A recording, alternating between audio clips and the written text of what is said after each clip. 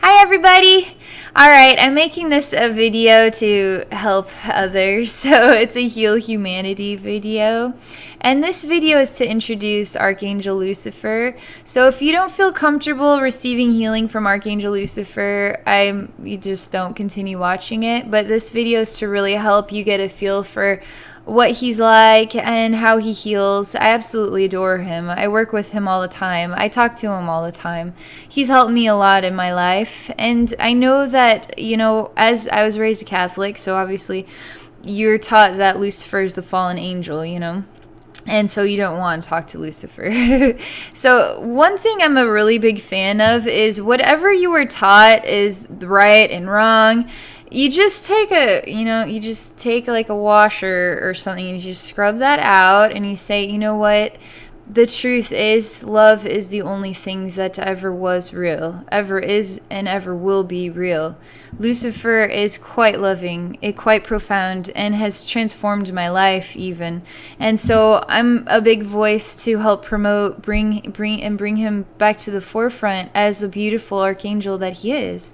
So I'm just gonna relax, and then I don't have a direction, I don't have a focus, I don't know what we want to focus on with this healing. I think I'm just gonna let him show me his stuff, or we'll see what happens here. So I'm just relaxing. This is to showcase Archangel Lucifer. I'm talking to my spirit guides. There's a really heavy energy that I always feel when I connect with him. So Michael's really serious, and Raphael's really funny, and Lucifer is a really heavy grounding energy sensation. Very heavy, very grounding. And so yes, I do work with Lucifer in order to stay grounded, right? He's incredible. I mean, he might as well weigh 2,000 tons. So he really helps me feel grounded. So I'm just going to relax and then go into the healing. So we're doing this together. I get the healing, you get the healing, we all get to heal. So I'm getting so grounded right now that it's hard to talk. So I'm just envisioning you and me, everybody. We're in an orb sphere, okay? And I'm calling Archangel Lucifer to enter our orb sphere and to share healing with us today. So I'm just going to tell you everything that I see. He's showing me a statue. A statue is sort of a gray-white color. I always see him as sort of a grayish-white, and then diamond energy associated with him as well. And he's showing me how this statue, the arms were chopped off.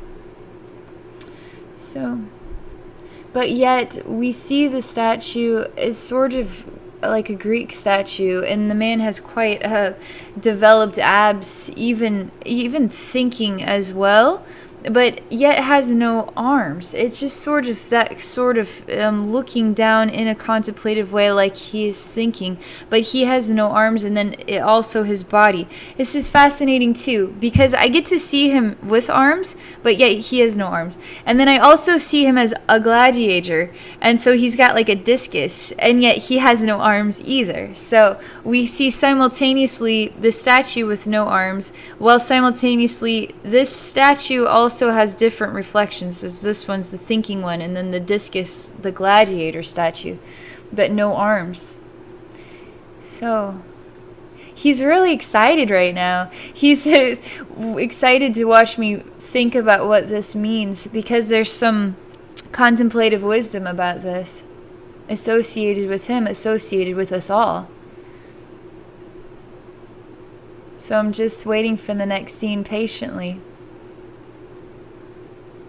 He says, grow the arms, so that way we can juggle our dreams. That way we can, with arms, now we can rest our hand and on our, head on our hand and contemplate. Now that we have arms, we have a discus that we can throw. He says, manifest arms that we may use them, right? So I'm manifesting arms for the statue. Now the statue has arms. And now he's even sort of in a pose like he's kind of kneeling down. His arms are even sort of like down but out a little bit, like he's about ready to just go straight like a rocket, really fast running. He says, you need to have arms to run, don't you? And I say, yeah, you do. You do need arms to run fast. He says, do you know what else you need arms for? I say, a high five? He says, that's something. Let's see what else he says.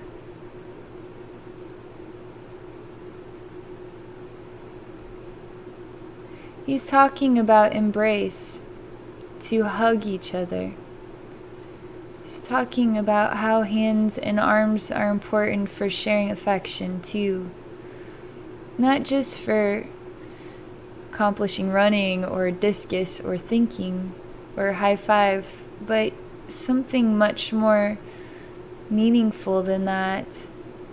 When you love somebody, you want to hug them.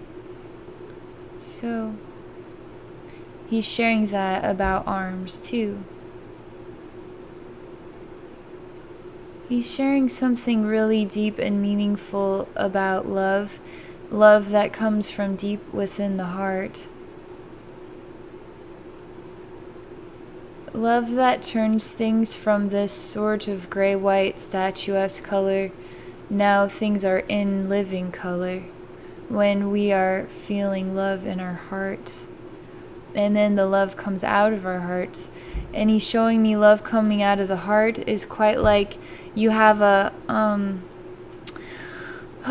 lighthouse. So the lighthouse now shines its light out into the darkness so that we can see things clearly in the dark. And now ships are thankful for the light that helps lead them home in safety. And he says hearts and love are a lot like this too.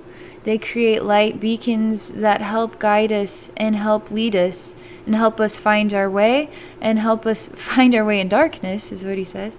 And then even something, it's just, I need to stop for a minute. There's too many things happening and I can't keep up. And the love energy is really intense right now. Just going to relax and pause and then we'll see what else he says.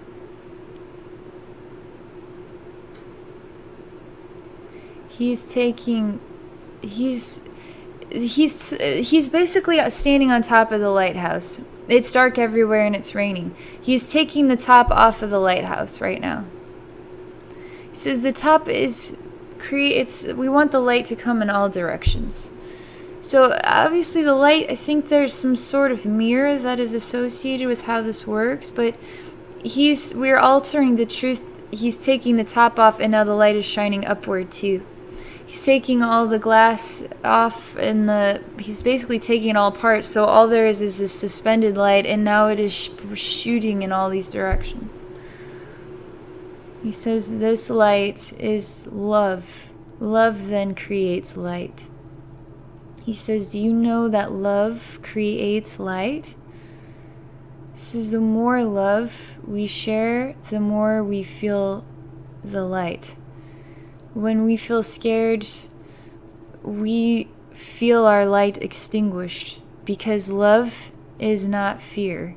Fear extinguishes the light. So we need to ignite our flames with love, and now through love do we create light for each other, light in a very dark world.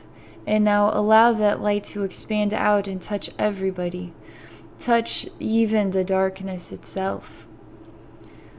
Help all the ships come home safely. And we are talking about ships, we are talking about human beings. Real human beings that are in the darkness all across our planet, across our globe. Start welcoming each other in with warm hearts full of love, full of light. Turn the light on for others. Ignite the love in their heart. Ignite the light through your light. He's really talking about this.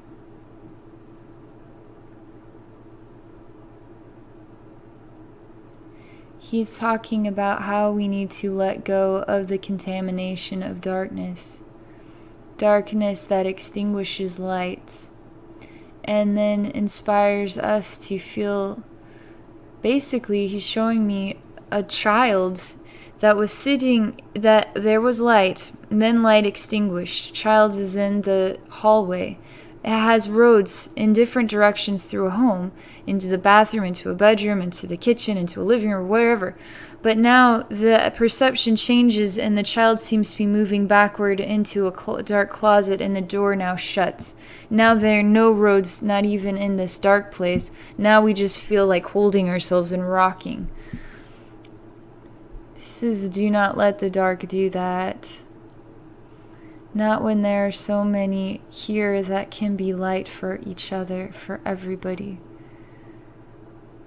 We need to help each other come out of darkness and then ignite each other's flames through embracing each other with arms.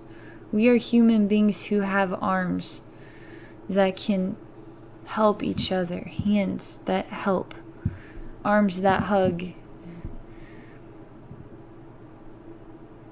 That's what he's talking about.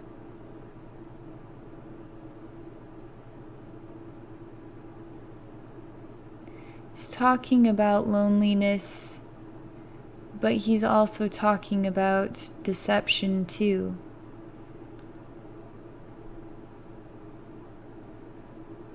He is suspended in the air and watching him.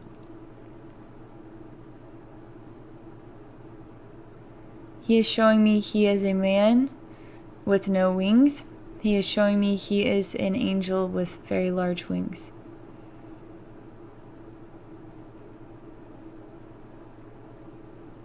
He is an angel to help man. Mankind, he says. He says it's important to say mankind because it's important to acknowledge the divine feminine energy. He talks about language, and language also being a deceptive tool. And it doesn't mean to separate genders, but it does. We have to associate what is man, what is woman.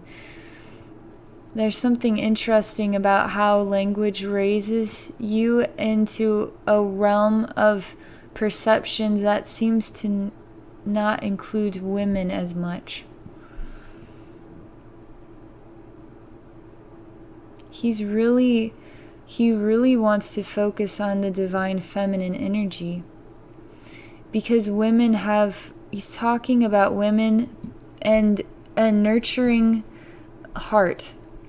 Women have emotions that inspire them to care and feel hurt more when they see violence, to not want to see violence as much, to want to see love more, to want to feel more romance, to want to feel more nurtured, more loved.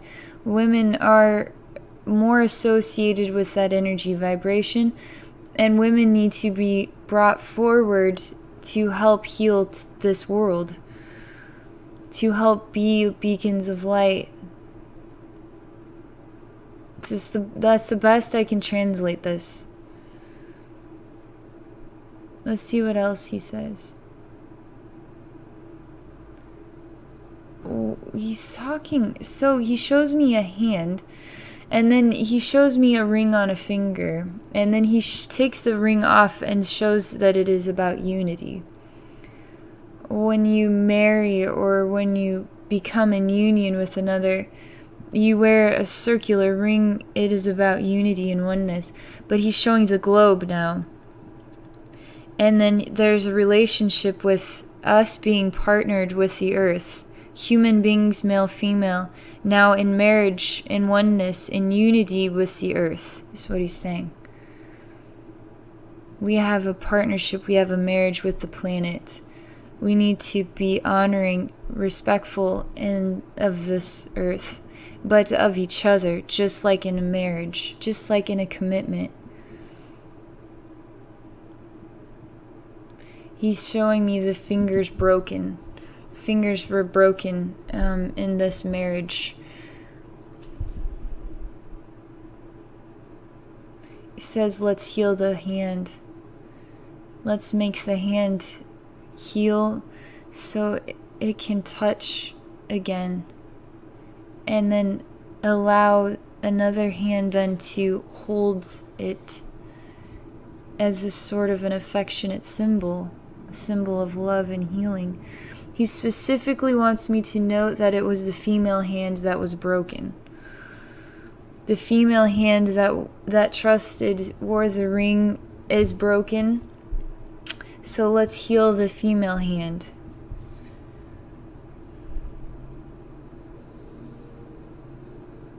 So we're healing it right now. Mend all the pain, all of the wounds of the female burden. Women who love so much are the ones that have to keep their mouths closed more in this world. That's what he's saying. And he's talking about, it has to do with women's sort of intuition to be the nurturers, right? The motherly, nurturing, warm heart reflections. And so their voice of warmth and love is closed, and then when it opens, it is screaming, he says. Women scream in pain. Women, this image is a woman being raped.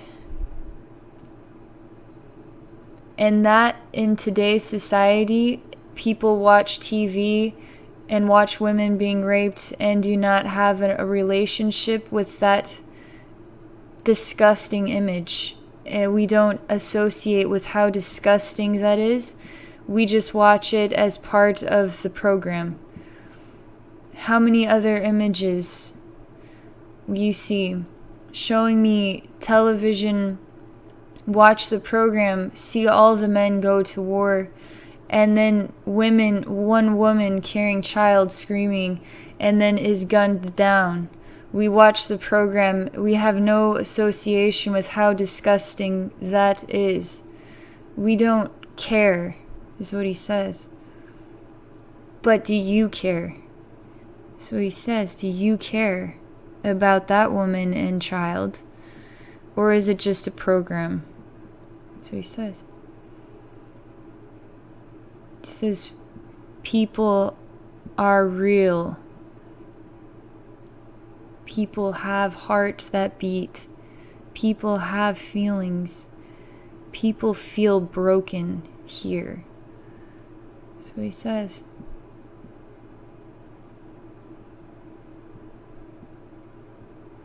There's a calm sensation right now.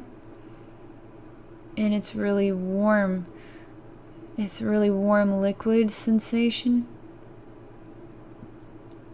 It's very peaceful.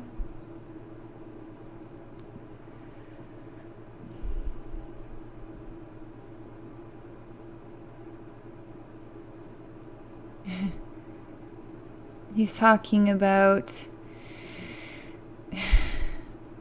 so here I am, a woman, here I am sharing wisdom of love, here I am choosing to see Lucifer as a reflection of love and now heal humanity. There's something about this.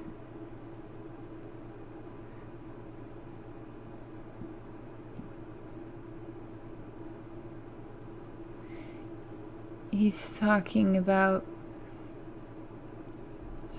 all I can see is an image of a woman screaming, and there's some sort of knife harming her hand right now. And then he spits on her and calls her a stupid bitch, is what he's doing. He says, he's showing me this image right now. He's showing me now this man is kicking her while she's screaming and crying on the ground.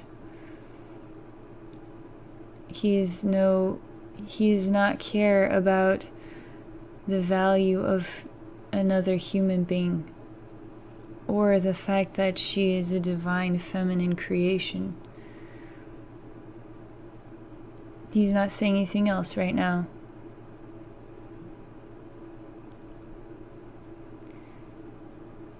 Now I see this, she has died, and I see her soul lifting from within her.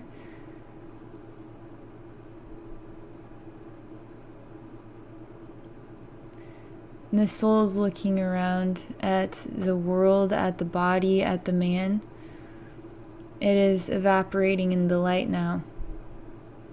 I see what are very long sort of spears, and people attacking from two sides and then spearing into each other's bodies.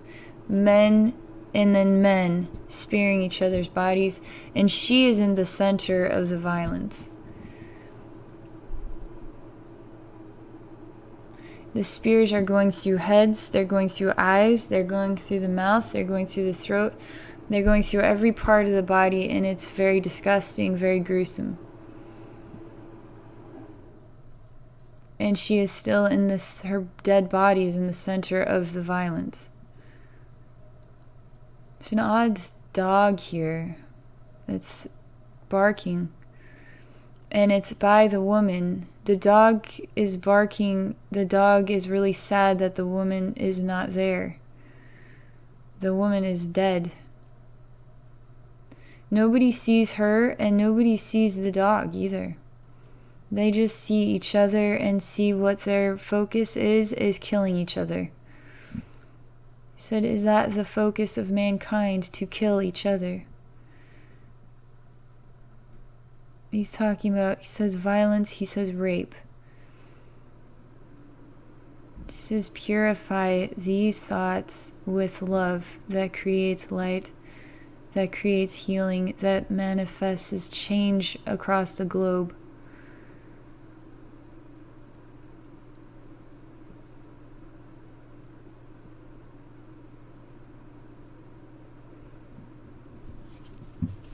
So it's peaceful and quiet right now. He's talking, he's showing, he's opening up the earth where all the men have died. They've all died. They killed each other, every single last one. And her body is still there. The dog is just, I don't know if it's dead. It's not, it looks dead to me. And then in the center of all of this chaos, he's growing quite a large something out of the ground. It looks like a tree or something. It's really dark, though, in color. It's like a very thick, massive vine. It's growing straight up like a Jack and the Beanstalk style, but it's black. In the center of this murder scene. It's like smoke coming out from underneath the ground. He's showing there are tears, there's blood staining the earth. There's so much dark negative energy associated with this massacre. And it is in the form of all of this dark energy that collects within our earth even. And he's opening up to release this dark energy.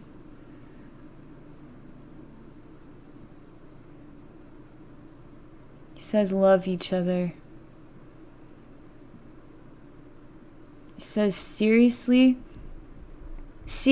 love each other. That's what he says. See that the people you see every day are alive, have feelings, have heartbeats, and love everybody. That's what he says. He's saying it again. He's showing me how we choose to go through life with our heads turned off, our brains are turned off. We're constantly in our own world. We are not looking at each other. We are not acknowledging that we are surrounded by living human beings every single day, and we do not associate with them. We do not relate to them. We turn on our TV. We see violence happening far away in other countries. We do not feel any sensation of terror or sadness or grief about that. We turn off our TVs. We try to think about, daily stress, a daily grind. We go to bed. He's talking about activation. Come alive. See that there are other people all around you alive here on this globe, experiencing things on this globe. We're all experiencing life on this globe. So he's saying.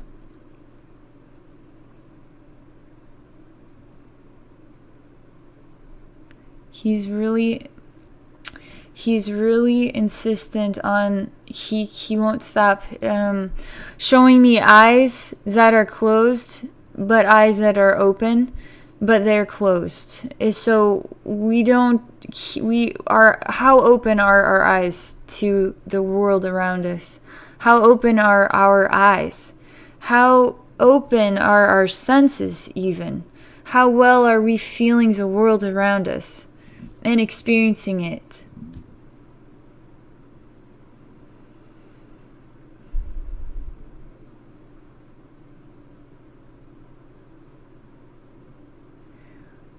There are babies crying, he says, that will grow into children who see very sad things, that will grow into adults that are very sad as well. What do we know about their life experience? He shows me human beings on one part of the world who have nothing, just trying to survive and even experiencing war and terror. And then there's human beings laughing, having a great jolly time, getting totally drunk off of wine with their friends. They just went golfing. They've got a array of all kinds of food here, and they're enjoying their life. And there's no balance between this experience of blessing, lots and lots of blessings, that this is also something about that we need to start seeing that the value of each other.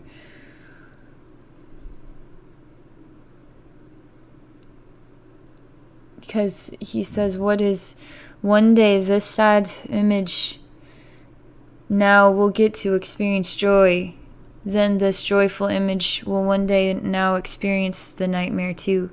So how do we ensure that we all experience love? We take care of each other. Now that is how you heal. It is how you heal this whole thing. Equality. Balance.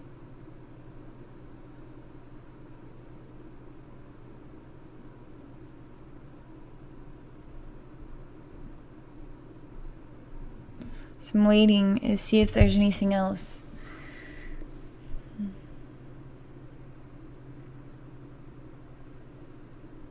Everything is stopped right now. And now we're just focusing on the child that I saw crying. And now he looks like he's got clothes on now. He's got a very clean white t-shirt on and some very nice shorts. He's smiling big. He has shoes on his feet. He's clean. He's running and playing. I see his smile. He's missing teeth, right? He's that age. And he's free to just laugh and enjoy life. He feels the experience of freedom from this, where before he felt the sensation of imprisonment without bars. He felt imprisoned, and there was no hope of ever experiencing joy, and there was none. Then there was none.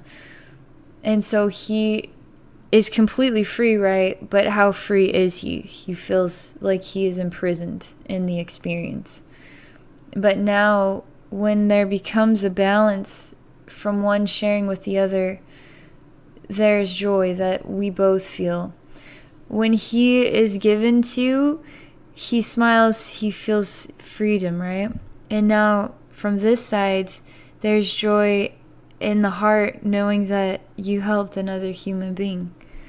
You gave a smile to another human being. You changed their life. You freed them from a cage, a barless cage, basically. You made them happy. And now they show me how much light is coming from this child's heart, is touching all the children now too. And there's far more light and more depth and more meaning to the experience here, where there was just drinking and all the riches of life, now has more meaning because you shared with somebody who did not have that. So now your light is so much brighter. There's something about the interaction, the direct interaction of giving one to another. So I hear this word deception. So let's see what else comes from that.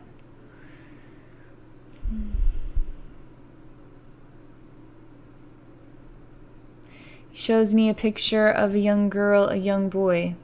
He rips the picture in half. So now they're separated.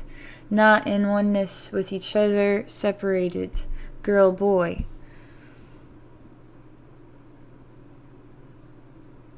He's putting the picture together and then he's taping it and say, see, they were one all along. We just thought that they were separate, but they are together. Showing me that he's taped the picture, but now they're holding hands to hold the picture together. They hold the picture together when they hold hands. One holding the other's hand to hold the picture together. It's cute.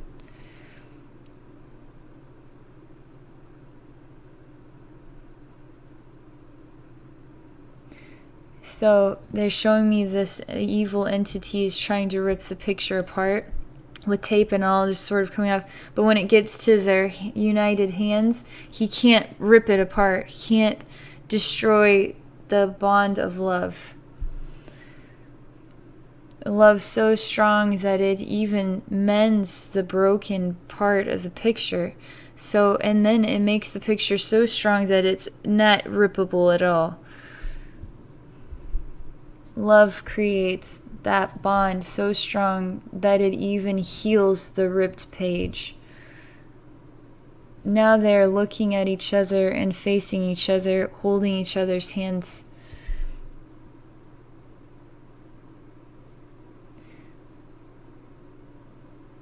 There's an image of a knife trying to slice through the paper. And it is slicing, but every time it slices, it reseals itself. And the children don't pay any attention to all these attempts to destroy this image of love. Nothing destroys love that strong. It may try, but in the end, it will fail. They're skipping off together into the picture. So now the picture isn't just flat, it's dimensional. He's just showing me that love is all there is, was, ever will be. So that is all for this discussion. I wasn't sure what was going to happen, if it was going to be healing, as what I thought it was going to be, but it turns out to be some wisdom, so you get a feel to decide what Lucifer means to you. All right, so that is all for this video. I do spiritual healing and psychic readings, so if you'd like to work with me one-on-one, you can do so by visiting my website at abbynormalswisdomquest.com. Thank you for watching.